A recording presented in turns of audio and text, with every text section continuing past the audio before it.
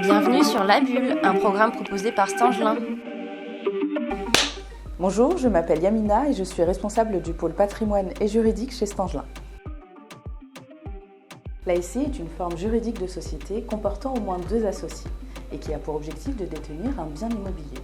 La SCI peut avoir plusieurs objectifs: la location, la sécurisation professionnelle en achetant les locaux, l'achat d'une résidence principale entre conjoints non mariés en communauté et la gestion de patrimoine avec transmission et donation au sein d'une famille.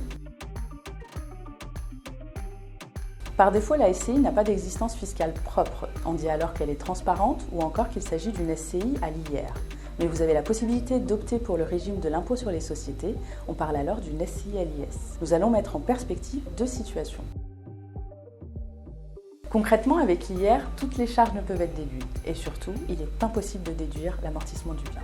A contrario, avec la SCI à l'IS, on peut déduire l'amortissement du bien et davantage de charges que la SCI à l'IR, comme par exemple la rémunération du gérant, les frais de notaire et les droits d'enregistrement. Vous pouvez donc ainsi réduire le résultat et donc l'impôt.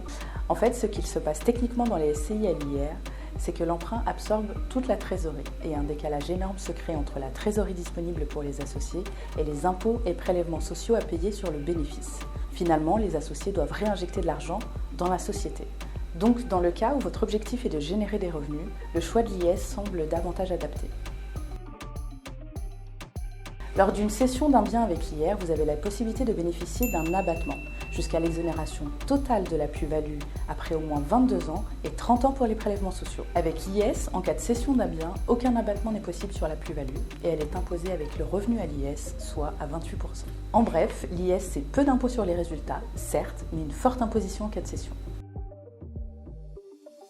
Dans la majorité des cas, si je choisis l'IR, je dois réinjecter de l'argent dans la société, alors qu'avec l'IS, je peux me verser des dividendes. Ce point nous fait penser qu'il faut privilégier l'IS, mais la balance s'équilibre quand on parle de cession, car il faut mettre en perspective que l'IR a un grand atout que l'IS n'a pas.